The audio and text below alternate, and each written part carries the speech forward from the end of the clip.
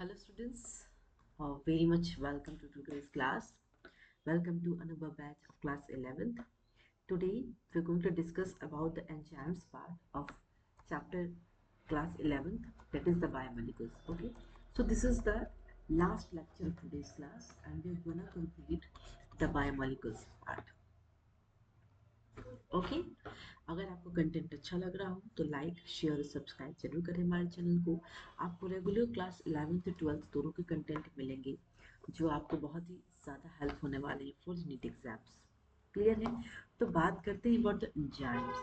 ठीक है, थोड़ा सा अगर हम लाइक बेसिक एक example before going to the theory part and the discussion of enzymes, थोड़ा बहुत हम जान लेते हैं कि एंजाइम्स क्या होता है। एंजाइम्स क्या करते हैं? एंजाइम्स का काम क्या होता है? To initiate the chemical reaction. ठीक है, to initiate a chemical reaction. Okay, chemical reaction and they act as a bio catalyst. Catalyst का काम क्या होता है? एक रिएक्शन को इनिशिएट करना। ठीक है, एनी केमिकल रिएक्शन।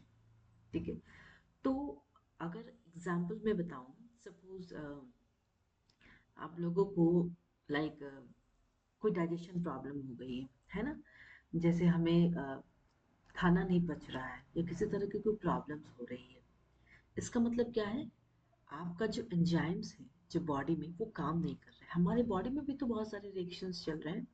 हमारा बॉडी भी एक काइंड ऑफ एक रिएक्शन ही हो रहा है पूरी बॉडी में। ये एक सपोज हमारी बॉडी एक वेसल है, इसके अंदर केमिकल रिएक्शंस हो रहे हैं। तो एंजाइम्स का काम क्या है?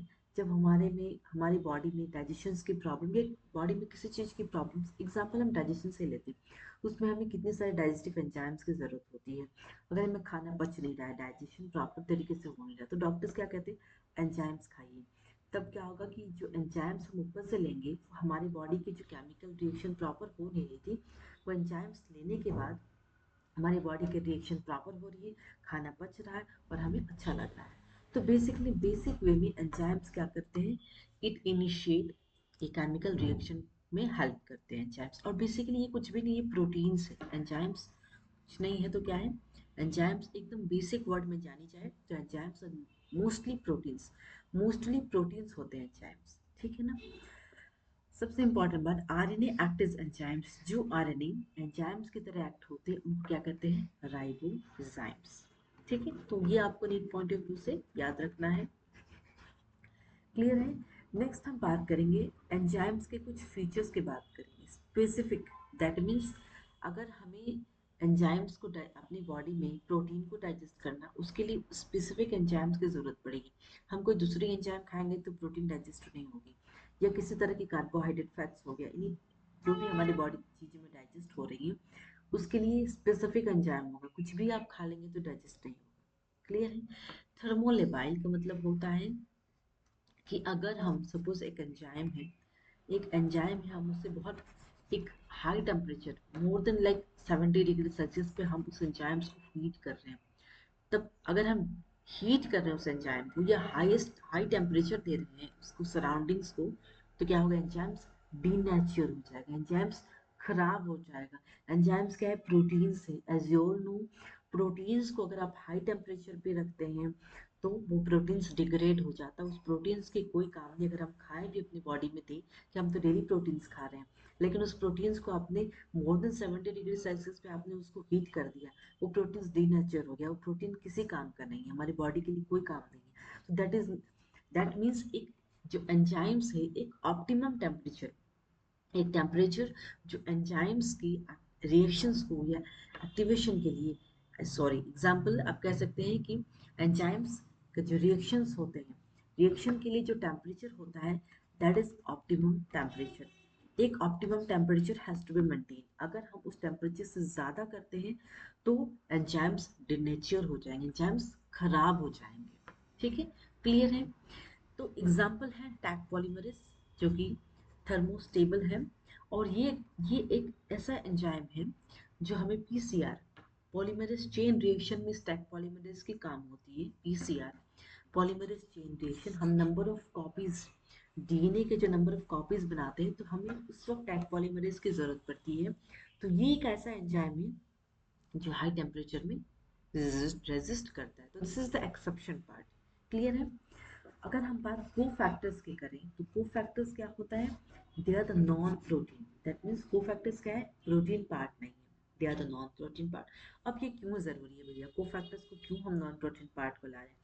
क्योंकि ये एक ऐसा कंपाउंड है जो एंजाइम्स को, एंजाइम के रोल में कैटलिस्ट का काम करेंगे। और कैटलिस्ट का क्या काम था, एक रिएक्शन को स्टार्ट करना, इनिशिएट करना, कैटलिस्ट का काम था। तो कोफैक्टर का भी काम क्या है, नॉन प्रोटीन है। और ये कोफैक्टर्स क्या कर रहे हैं, ये हेल्प कर रहे हैं एंजाइम्स का एक्टिविटी में। और क्या ये एक्टिंग कर रहे हैं, they act as the catalyst. ठीक है। और कैटलिस्ट का काम होता है इनिशिएट और स्टार्ट द केमिकल रिएक्शन, जो एंजाइम्स को हेल्प कर रहे हैं। क्लियर है, यहाँ तक क्लियर है आप लोगों को? चलिए आगे बढ़ते हैं। Structure of enzyme. अगर हम स्ट्रक्चर की बात करें, सपोज ये एक एंजाइम है, ठीक है। इस एंजाइम में आप ये येलो कलर का पार्ट देख रहे हैं, this are the this active sites. That means इस एक्टिव साइट्स में कौन आगे बाइंड कर रहा है, सबस्ट्रेट बाइंड कर रहा है। कुछ भी बाइंड, सबस्ट्रेट को बाइंड करना है तो वो कहाँ आएगा, इसी एक्टिव साइट पे। ये साइट बनी हुई है, इसी साइट पे जो सबस्ट्रेट आके बाइंड करेगा। ठीक है। तो होलो एंजाइम का मतलब होता है apo enzyme plus cofactor. Cofactor क्या था, कैटलिस्ट था। और कैटलिस्ट का रोल क्या है, वो स्टार्ट करेंगे, initiate the chemical reaction.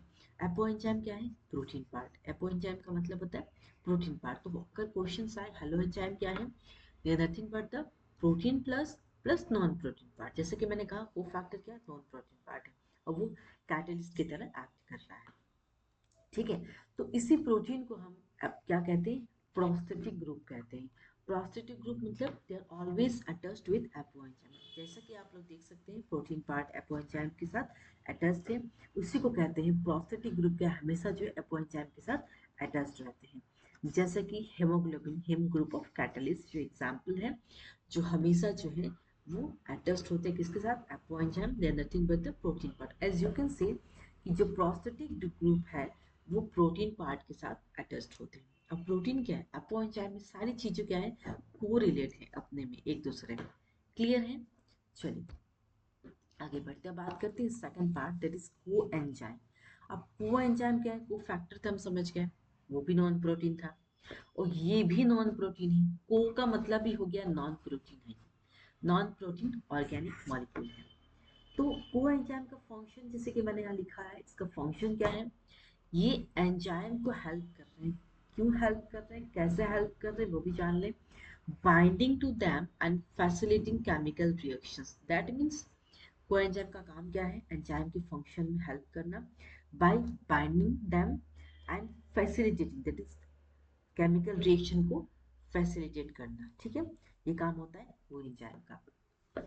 That means जैसे कि मैंने कहा कोएंजाइम क्या है, नॉन प्रोटीन पार्ट है और एपोएंजाइम क्या था, प्रोटीन पार्ट है।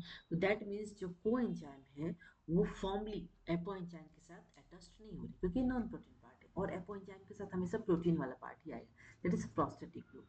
क्लियर है। Prosthetic group is nothing but the protein part. Clear है।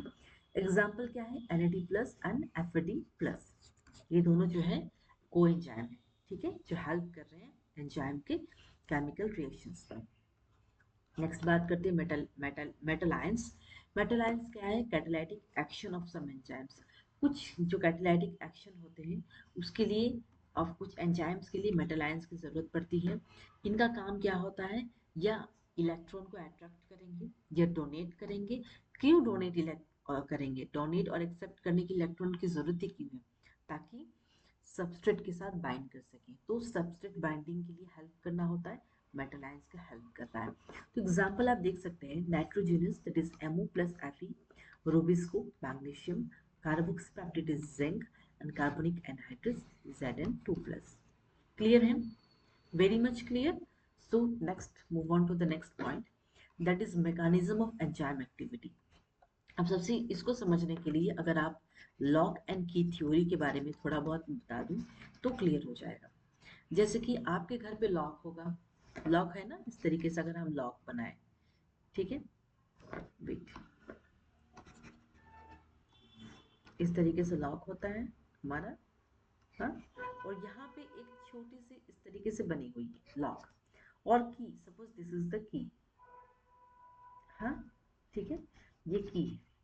अब ये बताइए कि जो, अगर सपोज ये मेरा घर का लॉक है, कोई बाहर वाला आया और किसी भी की से खोलने की कोशिश की, तो क्या मेरा लॉक खुल जाएगा?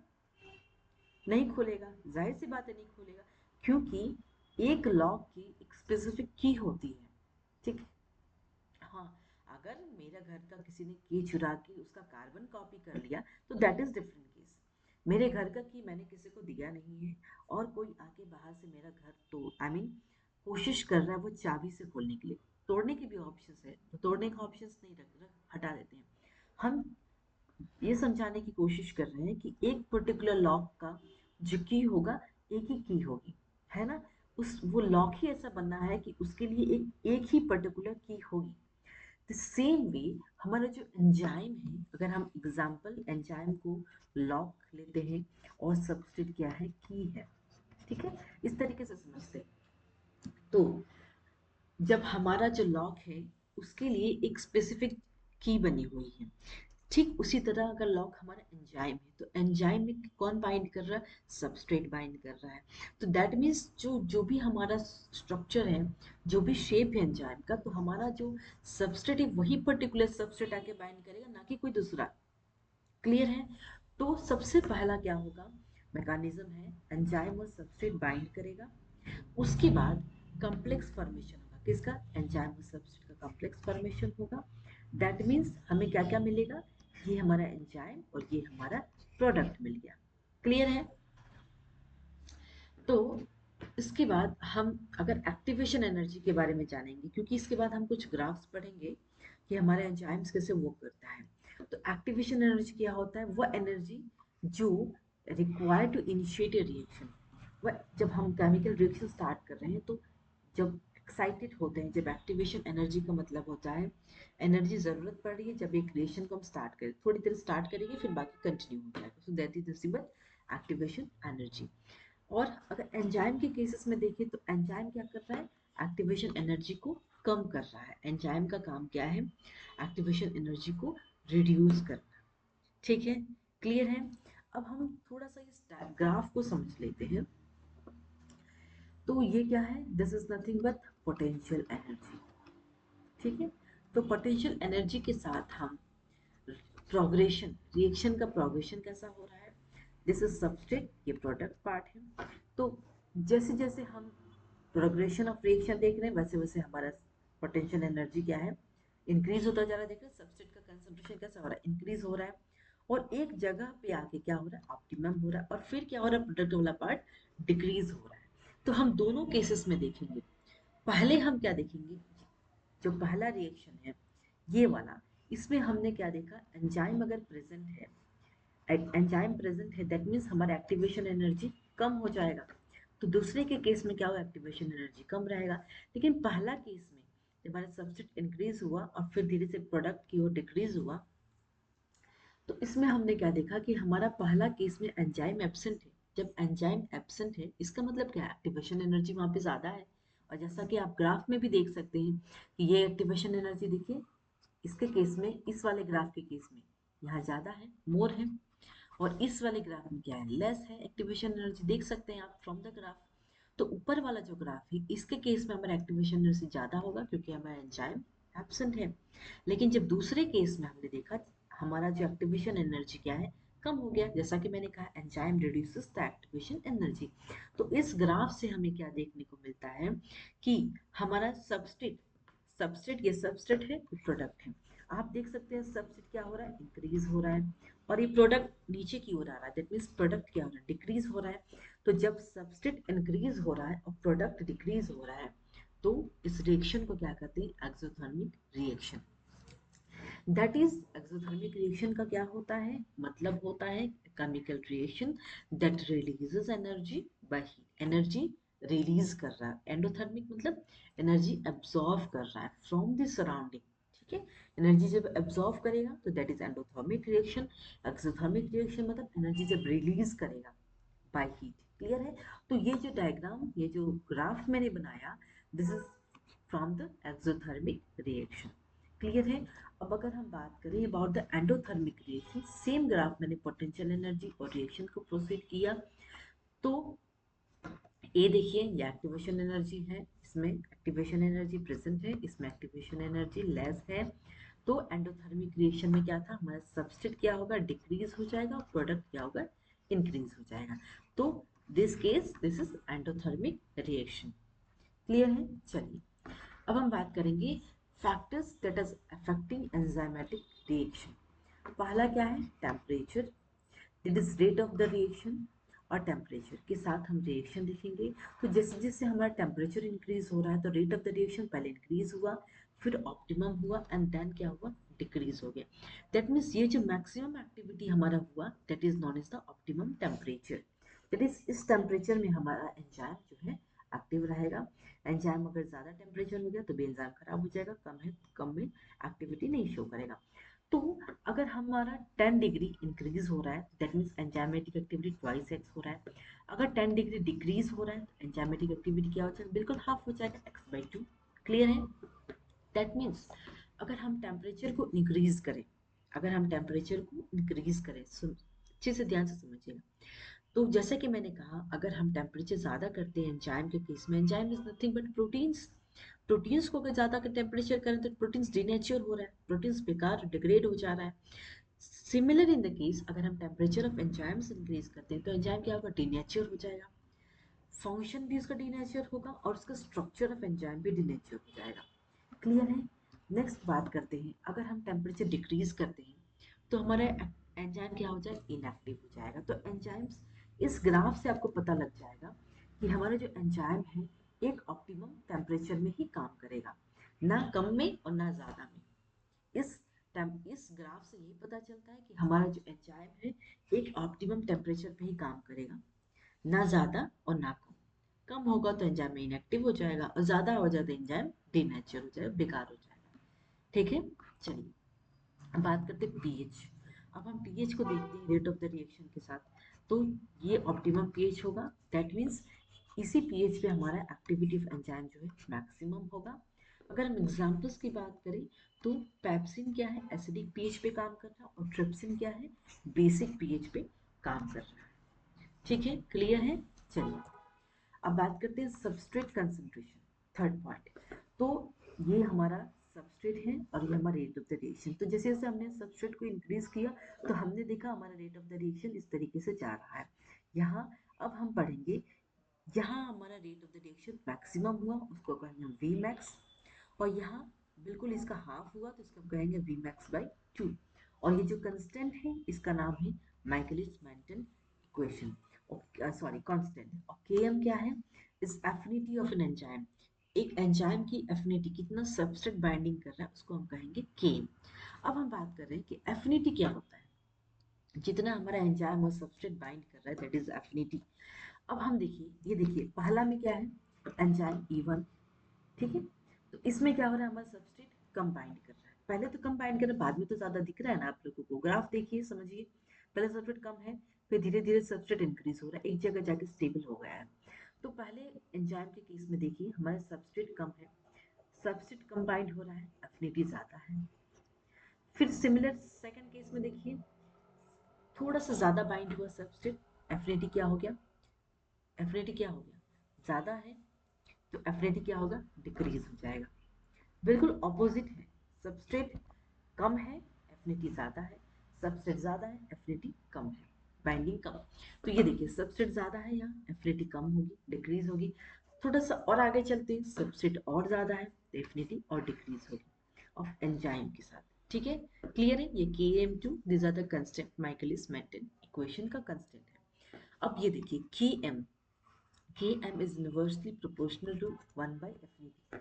That means इस इक्वेशन से हमें यही पता चल रहा है कि जब हमारा दो substrate, suppose this is the enzyme molecule, और ये दो सबस्ट्रेट एक्ट कर रहे हैं, substrate number 1 and substrate number 2। आपको दिख रहा है ये शेप डिफर कर रहा है, shape of the substrate is deferred. तो पहला केस में जो है एफिनिटी अगर ज़्यादा है अगर एफिनिटी ज़्यादा है तो जाहिर सी बात है Km क्या होगा, डिक्रीज होगा, क्योंकि जो इसका इन्वर्सली प्रोपोर्शनल है, 1/एफिनिटी इन्वर्सली है, मतलब अगर एक ज़्यादा होगा तो एक कम होगा। अगर एफिनिटी ज़्यादा है फॉर दैट एंजाइम तो Km क्या होगा, डिक्रीज होगा। अगर एफिनिटी कम है तो Km क्या होगा, इंक्रीज होगा। क्लियर है? तो दैट मीन्स इस ग्राफ से आपको ये पता चल रहा है कि Km, जो Km की वैल्यू है वो इन्वर्सली प्रोपोर्शनल टू एफिनिटी। अगर Km ज़्यादा है तो एफिनिटी कम होगा, Km कम है तो एफिनिटी ज़्यादा है यहाँ पे। क्लियर है? बिल्कुल ही ऑपोजिट रिएक्शन, ऑपोजिट है एक दूसरे के। चलिए अब बात करते हैं इनहिबिशन। उसके पहले हम थोड़ा सा डेफिनेशन पढ़ लेते हैं। Competitive inhibition. Competitive inhibition, competition का मतलब होता है कम्पीट करना एक दूसरे से। जैसे हम लोग एंट्रेंस में बैठते हैं ना, भैया हम डॉक्टरी की तैयारी कर रहे हैं, नीट की तैयारी कर रहे हैं, तो लाखों बच्चे बैठेंगे एग्जाम्स में। अब कम्पीट तो हमें सबसे करना है, अगर हम टॉप नंबर 1 में रहना है तो कम्पीट तो करना ही पड़ेगा, बगैर कम्पीट हम कहाँ रहेंगे। कंपटीशन में बैठना पड़ेगा विद फुल प्रिपरेशन, ताकि देखते हैं क्या होता है। Similar in the case competitive inhibition, that means competition करना। inhibitor compete कर रहा है with the substrate for binding to the active site, that means inhibitor compete कर रहा है किसके साथ, substrate के साथ binding के लिए। कहाँ bind कर रहा है, active site of the enzyme, that means substrate कहाँ bind करेगा, active site। inhibitor का काम क्या है, वो compete कर रहा है substrate के साथ कि कौन bind करेगा। ठीक है? that means it shares structural similarity with substrate। तो इनहिबिटर क्या होगा, ये सिमिलर होगा बिल्कुल ही सबस्ट्रेट का जो स्ट्रक्चर होगा, बिल्कुल इनहिबिटर भी उसी की तरह शेयर करेगा। दैट मीन्स जो सबस्ट्रेट है वो बाइंड नहीं कर पाएगा, और इनहिबिटर का काम क्या होगा, यहाँ पे वो सबस्ट्रेट को बाइंड करने ही नहीं देगा, और एंजाइम एक्टिविटी क्या होगा, डिक्लाइन हो जाएगा। क्लियर है? अब हम नॉन कंपटीशन की बात करें। नॉन कम्पिटिटिव का मतलब होता है ऐसा इनहिबिशन जो कब होगा, जब इनहिबिटर क्या होगा, बाइंड करेगा एंजाइम के साथ डिफरेंट लोकेशन। अब सबस्ट्रेट का जो बाइंडिंग, एंजाइम और सबस्ट्रेट, एंजाइम के पास सबस्ट्रेट आके बाइंड करेगा। लेकिन नॉन कम्पिटिटिव कंपटीशन में बहुत ही अलग हो जाएगा। इसमें क्या होगा, ये दूसरे साइड पे बाइंड करेगा, different location. Substrate binding side पे बाइंड ही नहीं करेगा, कहीं और जाके बाइंड करेगा। So that is nothing but non competitive theory. चलिए अब हम थोड़ा सा ग्राफ पढ़ लेते हैं। So this is the graph. ये देखिए, this is the reaction, substrate S, rate of the reaction, ये रेट ऑफ द रिएक्शन है। तो यहाँ आप देखिए, पहला Km1 Km2, तो पहला क्या है, ये ऑप्टिमम पहला रिएक्शन में आप देखिए, जब हमने कोई इनहिबिटर नहीं लिया है, इसमें कोई, जब इनहिबिटर है नहीं तो चांसेस कंपटीशन का आ ही नहीं रहा है। सबस्ट्रेट के साथ आराम से एंजाइम बाइंड कर लेगा, इनहिबिटर सीन में आया ही नहीं। जब इनहिबिटर आ गया बेचारा, अब वो सबस्ट्रेट को एंजाइम के साथ बाइंड ही करने नहीं देगा।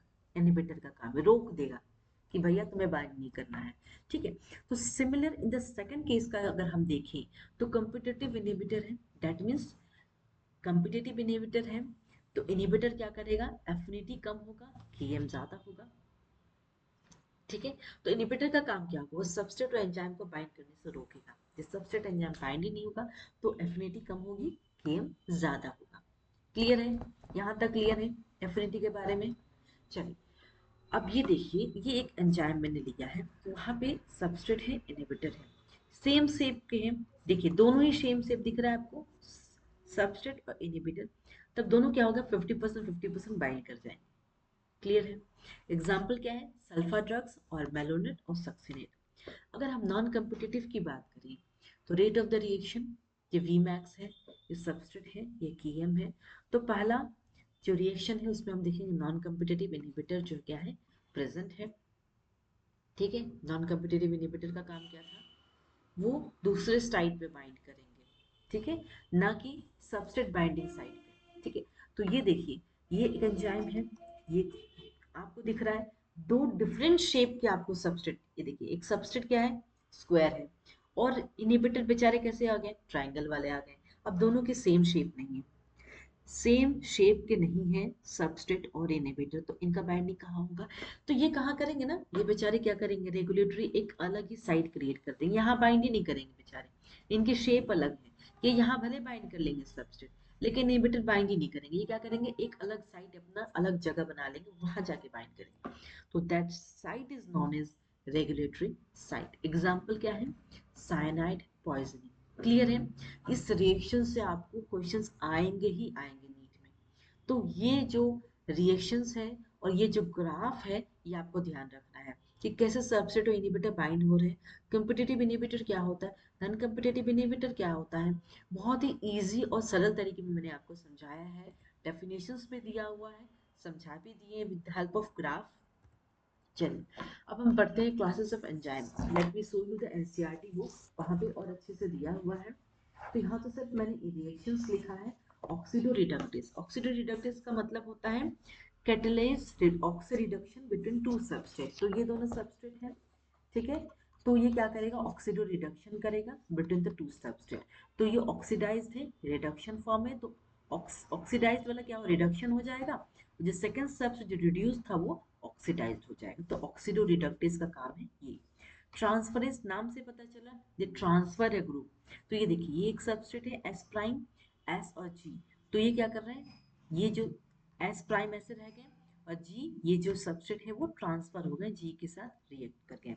हाइड्रोलेज मतलब, हाइड्रोलेज मतलब something related to hydrolysis,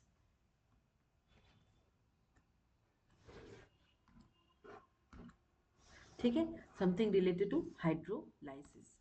okay, उसके बाद नेक्स्ट इज लाइसिस, ठीक है। तो लाइसिस क्या है, ये nothing but enzyme catalyst removal of group. ये देखिए एक्स वाई रिमूव हो गया है, यहाँ आ गया रिमूव हो गया इस कार्बन चेन से। आइसोमेरेसिस क्या है, लाइसिस के बाद एंजाइम्स कैटलाइजिंग इंटर कन्वर्शन, ये इंटर कन्वर्शन हो रहा है। नेक्स्ट लाइगेजेस क्या है, S plus S that is S S, that means enzyme catalysing linking together, ये दो कंपाउंड को लिंक कर रहे हैं। ये देखिए एक ये सबस्ट्रेट है, एक ये सबस्ट्रेट है, अब इन दोनों के बीच बॉन्ड फॉर्म हो गया, that means they are linking, ये लिंक कर रहे हैं, ठीक है, क्लियर है। चलिए, तो ये था आज का class about the enzymes part, ठीक है, क्लियर है। आज का क्लास यहीं तक था, दो तीन क्वेश्चंस भी मैंने रखा हुआ है, तो वो भी देख लेते हैं लास्ट में। ओके, तो ये देखिए ये क्वेश्चंस है, the control and regulation of biological processes involve some enzymes, they are known as inhibitors, regulators, allosteric activators. Regulation of biological process, तो हमारा जो बायोलॉजिकल प्रोसेस है उसके रेगुलेशन में हेल्प कर रहा है, तो they are known allosteric enzyme. Inhibitors होगा नहीं, एक्टिवेटर होगा नहीं, रेगुलेटर्स नहीं होगा। Koshland theory of enzyme action is known as lock and key theory, नहीं, reduce fit theory, induce fit theory. तो कोस्टलैंड थ्योरी ऑफ एंजाइम पहले बुक्स में थे, तो उसको हम कहेंगे इंड्यूस फिट थ्योरी, ठीक है, क्लियर है। तो और भी क्वेश्चंस आप जाके इस चैप्टर से रिलेटेड, दैट इज बायोमोलिक्यूल्स से आप करिएगा। तो ये चैप्टर जो है कंप्लीट हुआ आज का, ये बायोमोलिक्यूल्स का जो चैप्टर था 4 लेक्चर्स में मैंने कंप्लीट किया इसे। तो आपको क्या करना है, जाके प्रैक्टिस शीट लगानी है, बहुत सारे क्वेश्चंस बैठ के करने हैं, और एनसीईआरटी बुक को लाइन बाय लाइन पढ़ना है, बिकॉज क्वेश्चंस हमेशा एनसीईआरटी से ही रहता है। जो डाउट्स, जो भी लाइन डाउट हो आप उसको पोस्ट कर दीजिए मेरे चैनल पे, कमेंट सेक्शन में पोस्ट कर दीजिए कि मैम ये लाइन नहीं समझ में आ रहा है, मैं उस लाइन को क्या बोल रहे हैं, उस लाइन में क्या बताना चाह रहे हैं, वहां से कैसे क्वेश्चंस आते हैं, मैं वो आपको बताऊंगी, ठीक है। तो आज का क्लास यहीं तक था, मिलते हैं नेक्स्ट क्लास में। Thank you all of you, bye bye, see you soon.